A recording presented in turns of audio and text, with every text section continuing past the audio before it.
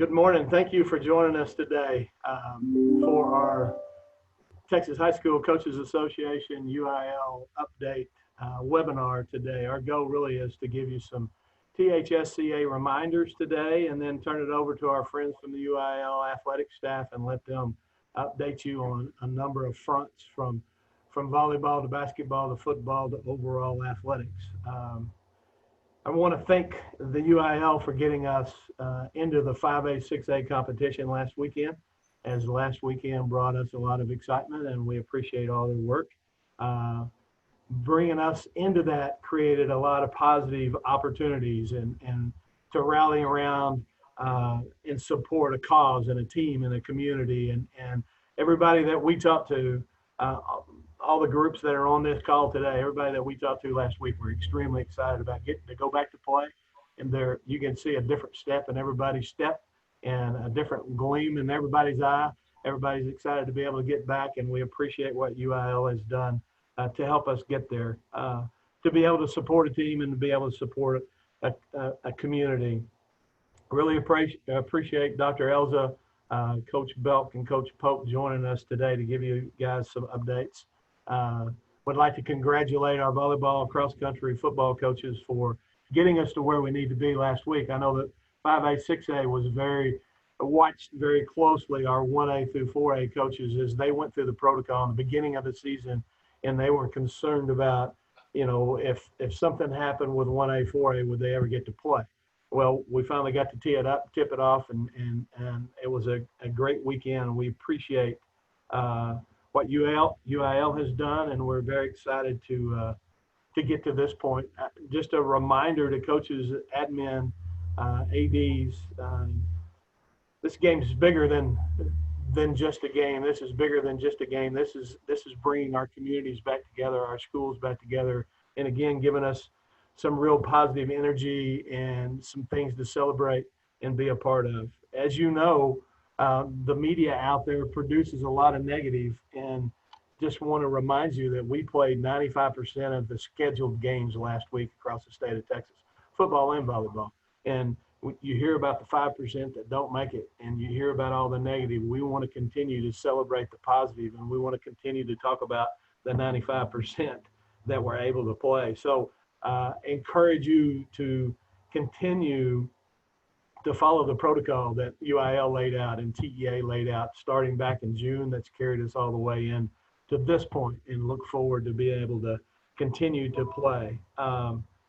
Just as a reminder from us, THSCA is in total support of the existing protocol that UIL has provided and their enforcement of that protocol. And we ask you to continue to follow it. Don't get lax and don't relax. And 1A, 4A, that was part of the concern that 5A, 6A coaches was once they got started, they would relax and this would all fall apart. Well, they got us to this point, and 5A, 6A coaches, you've got to do your part as well. And athletic directors, do your part as well as keeping us going. And just reminding you that be aware of the locker room issues, be aware of how we need to hydrate athletes during practice and during a contest, the sanitation of locker rooms, the social distancing, the travel plans, all those things that we utilize that were very well put together and created by the UIL staff. Continue to follow that, and then don't relax, because we'll go the other direction. It's why we're getting to play. It's how we got to play, and it's going to be the way we're going to be able to continue to play. I just want to give you a couple of THSCA reminders about what we're doing, turn it over to Glen, and then turn it over to our UIL staff. Membership cards in our magazine was delivered digitally. That's different, obviously. If you have a problem with a member card that was delivered digitally, contact our office and we'll be able to help you. The magazine will be distributed that way September, October, November, December. Starting in January, we'll go back to the paper copy. This is all a COVID issue. This is all a cost savings because of the COVID, what it did to our budget and everybody else's budget. Just wanted to remind you of what we're doing and how we're doing it. If you have a problem with that membership card, don't hesitate to call us. NCAA ruled last week across the country, it's not specific to Texas, but across the country, that Coaches Association membership cards cannot be used as a pass for attendance or entrance into a game. That is a one-year deal that will be lifted and voided after COVID leaves us. But just remind you, that is not a collegiate, that's not based on individual colleges. That's an NCAA ruling that took place about 10 days ago. Also, some of our DECs across the state have done the same thing, and that they are not allowing our member card to allow you into a game due to COVID and due to capacity restraints based on the governor's requirements. That will go away again in a year, but be sure to honor that. And just reminding you, you might not be able to just show up to a game and use the THSCA card and gain entrance into a game. A couple other things I want to remind you about. One, I want to remind you to vote and remind you to promote voting and voter registration to your staff and to your teams and to your community. We ask you to consider voting purple, and voting purple is a campaign that we've had for voting pro public schools for the last couple of years, and just reminding you to be very active in that. The first presidential debate comes on tonight, but we are asking that you get registered, that you encourage people to vote, and asking you to vote purple. We'll have updates on those campaigns. We'll have updates on those candidates, and they'll be posted in Sports U. That's one of the ways that we will lead our legislative alerts and legislative updates, and we'll post that in Sports U, so please stay tuned. The last thing that I have is COVID has brought on a number of difficulties for all of us. One of those issues that we're finding is mental health of student athletes, coaches, teachers, but especially student athletes. And we're providing some information through Sports U from the Jason Foundation regarding teen suicide. So look for that and be aware of that, as there's a lot of concern across the state of where we are from a mental capacity or mental health capacity. Again, we appreciate your loyalty, your professionalism. Continue to do the things right. Continue to support THSCA. Continue to support the UIL and the protocol that they've laid out in front of us, so we are able to continue to play. I'm going to turn it over to Coach West and let him visit with you, and then we'll bring on our friends from the UIL athletic staff. Good morning. There's a couple of things I want to kind of housekeeping things that we need to make sure that we are still doing and you understand. One of them that comes up every year is academic all-state and ordering of your championship rings and receiving all the awards in the academic all-state. If you make sure you understand that for your sports to get these, to get into this and get recognized, the head coach of that sport has to be a member of THSCA, and that deadline is October the 15th. So if you're not a member by October the 15th, your head coach is not a member by October 15th, you cannot go through the academic all-state. It can't be just an assistant. It's got to be the head coach in that sport. So make sure that you do that. That's October 15th. Another is liability insurance. We will take your liability insurance up to January the 31st to count for this year. I would think this year or every year is very, very important that you have some type of liability insurance. We don't care if you have it with us. Ours is $54. We think it's a great deal, but you need some type of coverage. Hopefully you're doing that. One thing to remember, we get calls all the time that there's something that happened. How can I get that liability insurance? It's too late once the incident has happened. So make sure that you're getting that. It's $54 liability insurance. It's 24/7. Then as far as Joe talked earlier about Sports U, wanted to give you an update there. At this point, we have 350,000 people on Sports U in the state of Texas. So it is working. The parents, the students, and coaches are all on this. This is a tool that we're going to continue to use. And it's something we feel like will be very powerful. If you're not using Sports U and you want to know more about it, please contact us and we can help that happen. Again, Sports U is over 350,000 subscribers, and those are frequent users, meaning they're using it at least 2 times a day. So it's really, really working. Camp insurance. If you're looking to do camp insurance, It's a minimum of $375,000. What that would do is it would give you liability insurance for everybody that's working your camp, and also help your student athletes with insurance towards accidents and medical expense. $375, not What I say? 375,000. It's $375. Did I say 375,000? Yeah. No, it's $375. So make sure that you do it. Yeah, it's not that much. So 375 to do that. Also, Hall of Honor banquet is going to be in Arlington this year on February the 21st. That's a Sunday night. February 21st, Hall of Honor banquet. We normally have it at coaching school. We're going to have it in the Arlington area, and it's going to be at eSports Stadium, and we're looking very forward to that. The Leadership Summit, another date. The Leadership Summit will be in Arlington, and it will be the very next day on February the 22nd. February the 22nd will be the Leadership Summit at the same place, eSports. The Atavus Fast Clinics, we're going to start those again. There's going to actually be 6. We will come to you. There'll be $25 to be at that clinic. It's going to start in the state championship games on Saturday morning, January the 16th in Arlington at AT&T. Then we'll go to February 17th. That's going to be in Houston area at NRG. So we'll have that one at NRG. Then if you're in the East Texas area, March 3rd is going to be at Longview. That's a Wednesday night. Then April the 5th will be at El Paso. April 6th will be in Lubbock. And then May 12th will be in Laredo. So we'll be AT&T, NRG, Longview, El Paso, Lubbock, and Laredo. And you can see those on our websites, and you can go ahead and register. $25. Academic All-State, we talked about it earlier. If it's cross country or volleyball, that deadline is November the 1st. You have to have that turned in by November the 1st for Academic All-State. And if it's for football, you have to have that turned in by December the 1st.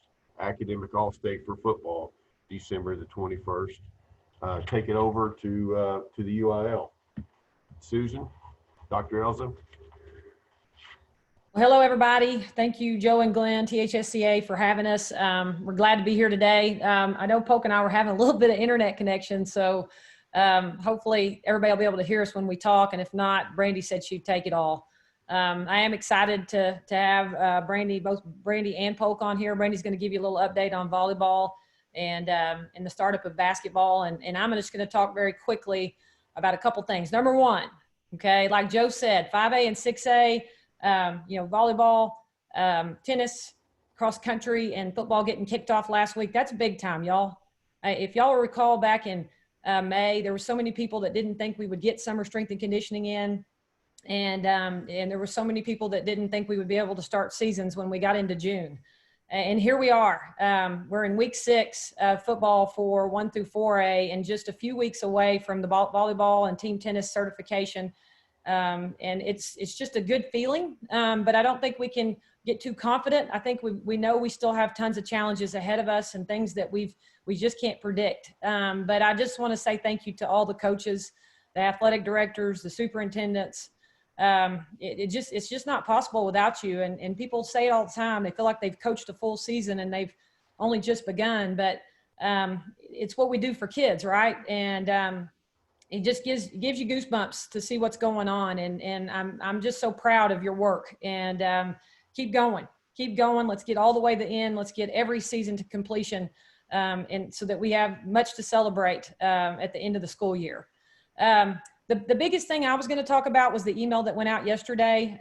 We're going to, I want to just always give a shout out to our 2 leaders at UIL, Dr. Braddup and Dr. Jamie Harrison. Dr. Harrison spent a lot of time on, trying to understand state law plus, any flexibility that we had, spent a lot of time with TEA. And we sent out an email yesterday that talked about extending the grace period.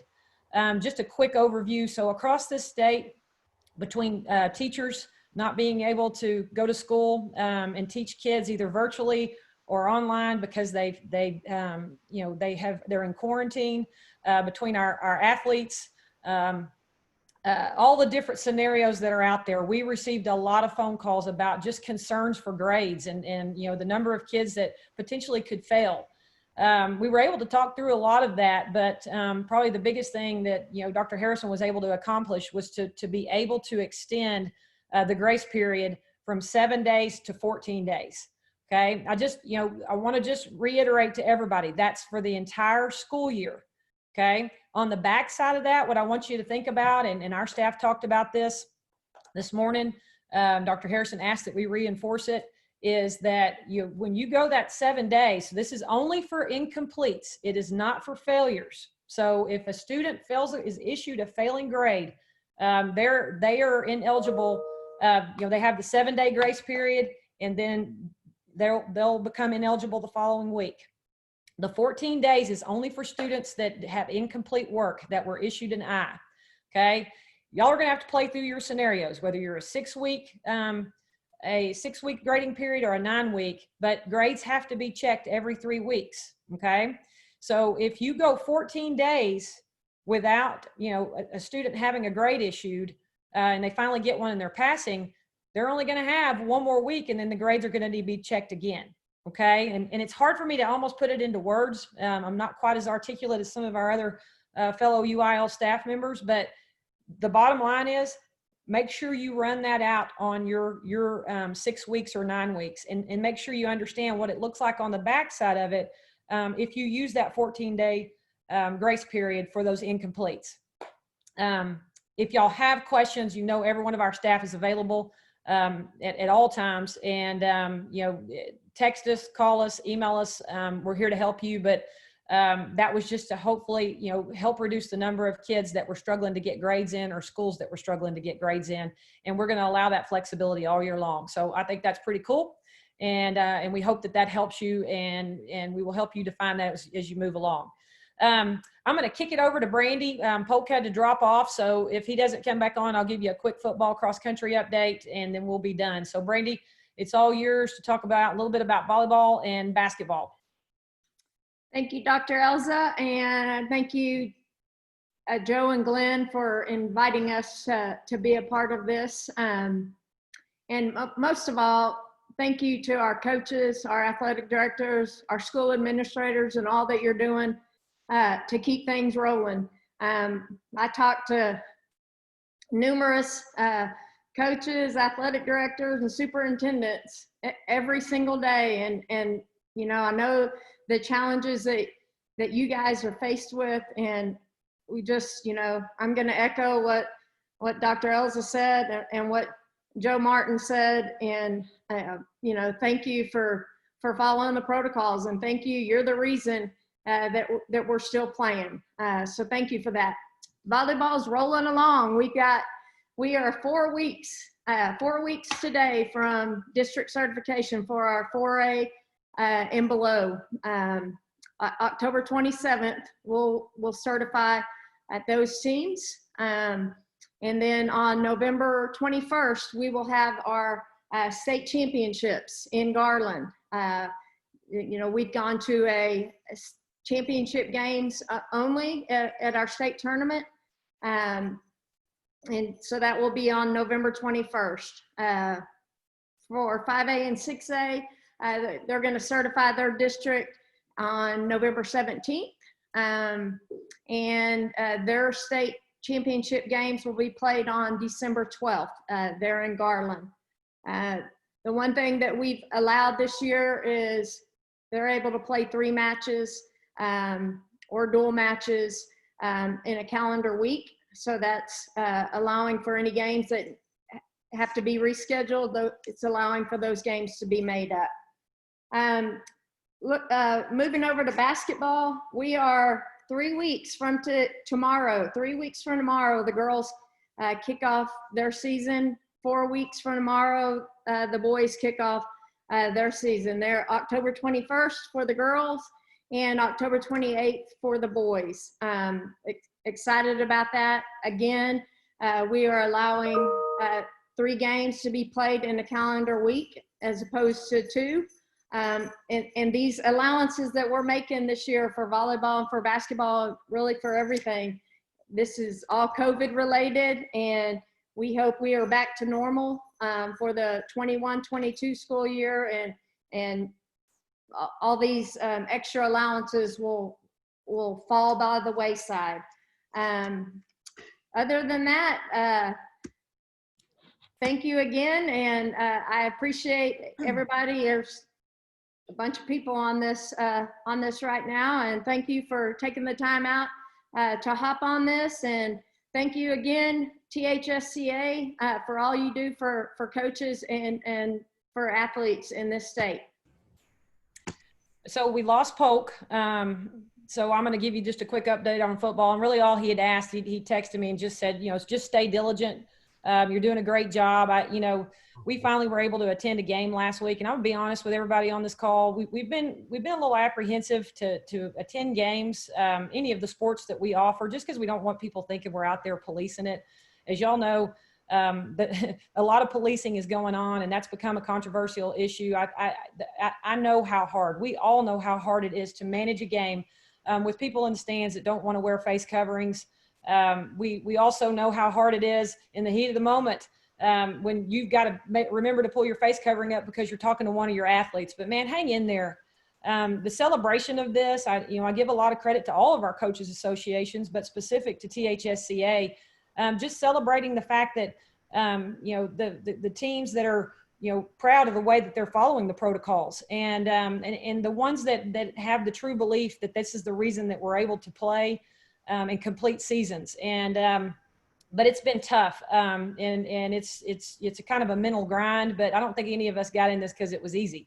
And we're all built for it, and we're going to push through and get to the end of it. But just stay diligent. Don't back off of it just because it feels like everything's getting better. The governor will tell us when we don't have to wear face coverings anymore, and when he does, we will proceed from there. One of the questions that we did get just recently is, when will we increase the capacity? I mean, that's another thing that comes from the governmental level, not from the UIL level. We don't anticipate that anytime soon. And Brandy, we have some questions in the question box. I don't know if you're able to answer those, or if we need to answer those verbally, Joe. But just know, when it does change from 50%, we're going to let you know. And sometimes we're a little delayed because we find out things just the same time as other people do when they're watching the press conferences, but we'll pivot pretty quickly and get stuff out there to y'all. Just trust, we are paying attention.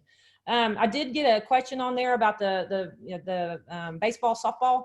I want to bring in soccer into that conversation, the tournaments. We had said this on the last call, and I'm going to continue to say it. We are not ready to make that decision because we are hopeful that those sports will be able to have tournaments. Now, I've said this. I feel pretty comfortable saying this, and I may get attacked on social media for it, but it won't be those 32-team tournaments. It's not going to be large scale, a bunch of people at one site attending a tournament. I don't anticipate that, changing in the next couple months, but I do feel like we've got some opportunities there for maybe to have some smaller scale tournaments with those outdoor sports. So hang in there with us. Don't feel like we're just trying to, make everybody, stay the same because volleyball and basketball didn't have tournaments. We can't let anybody else. That's not how we roll. And we're just trying to make informed decisions as the health climate changes. And I can't see what's on there. Brandy, is there anyone, Joe, do you want us to read through those and answer them out loud, or do you want to keep going and we type them in? I think you can answer them live. Okay. All right. I've answered a couple. Yeah. Let's see. One of them is dealing with winter sports tournaments down at the bottom, guidance for wrestling. Okay. Did we already answer that cross country one from Toby? Hi, Toby. No, I was about to. For cross country, and Toby, I don't know if you're talking about state, but I just came off a regional and a state call. So that's kind of what's on my mind. But we will be allowing spectators at both of those meets. We're going to try to keep it a little bit where they're not allowed in certain areas. Our awards ceremonies will look different. It won't have a lot of public access to it. But we are allowing spectators. We want those parents to be there to cheer on their kids. Oh, for state meet, I see you. The winter sports, guidance for wrestling, and any updates. So the wrestling is hard, okay? And because of all the contact in wrestling, but I don't want anybody to think that we're trying to say that's done for the year. Y'all know that we pushed the weight certification date to January. And so the actual date for wrestling to commence is in February. I don't have any of those committed to memory, so I apologize. But we're going to continue to monitor this health climate. I mean, I'm almost a broken record. I'm a daggum parrot, if you will, but we want to make sure that we're making the most informed decisions at the time that we're making the long-term decisions. So right now it's going to be reduced. I think it's normally a 15-week season, and it would probably be a 10-week season starting in February. And right now we have no reason to adjust that at all. So hang with us, and we will continue to communicate. And if you have questions, feel free to contact any of us or AJ Martinez, our director of wrestling. Is there more? We got some more, y'all? Yep. The soccer, I feel good about it. You know, if our outdoor sport of football and team tennis and cross country, we've been good. I don't think that anything is gonna, change in that starting time.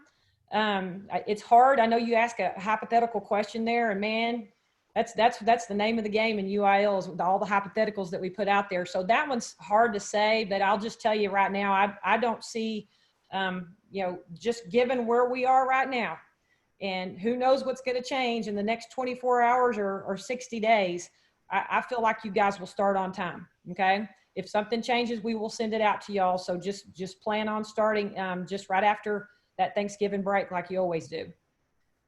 Hi, Amy. How are you? You changed schools, girl. And I know that because I keep up with her. Anyways, so do you anticipate seeing to be 75% during basketball season? Again, that's a hypothetical. If you're asking Susan Elza, does she? You can't put me under UILAD on this one. I don't think so. I mean, basketball season is what, Brandy? What, about a month away? I don't see that seating capacity is going to change in the next 4 to 6 weeks. If it does, everybody gets to say Susan Elza was wrong. Okay. That'll be a first. What? Yeah, that'll be a first. Nobody. Yeah. No, I'll tell you what. I don't know. Is that all we got? I can't really. To be there. Yeah. Anybody got any other questions? That's fun. I like doing that. That's like being on a game show. Yep. You win the prize, Dr. Elza. You win the prize. There you go. Dr. Elza? Yes, ma'am. There was a question. I don't see it on here anymore. It was the first question asked about the 15-day calendar days for a student that enrolls after the 6th day of class. They were asking if that was still in place for this year. Yes. So if y'all had anyone enroll after the 6th day of class, the 15 days is still in place. There wasn't any change in that rule. There was a question from Maria Kennedy regarding failures for 7 days. Brandy, did you answer that one? I did. Okay. Yes. We got to take care of Maria. Yeah. Yes, sir. It's kind of fun to see these people. The ones that are anonymous, I don't know who I'm answering. That's not as fun. Oh, we got to thank you. Thank you.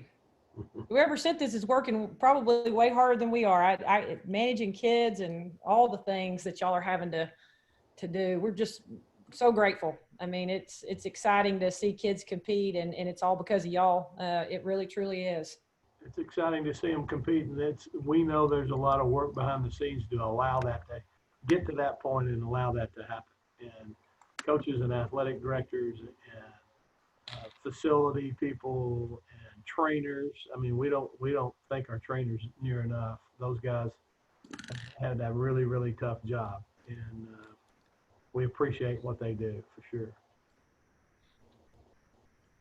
Well, I think that's it, Dr. Elza, Brandy. Okay. Thank y'all for joining us. We'll do this again next month, and kind of like our annual updates. We just have a little bit of information each month from us and a lot from you guys, and we want to be able to facilitate that opportunity for coaches to hear from us and from you. I think it's really important that everybody stays in tune. So thanks a bunch. Appreciate it. Let's keep this thing rolling and try to keep that protocol up and running. Awesome. Thank y'all. Good to see y'all one Hey, day. good seeing y'all. Yeah, thank y'all. Everybody be safe. Keep going. All right. Bye.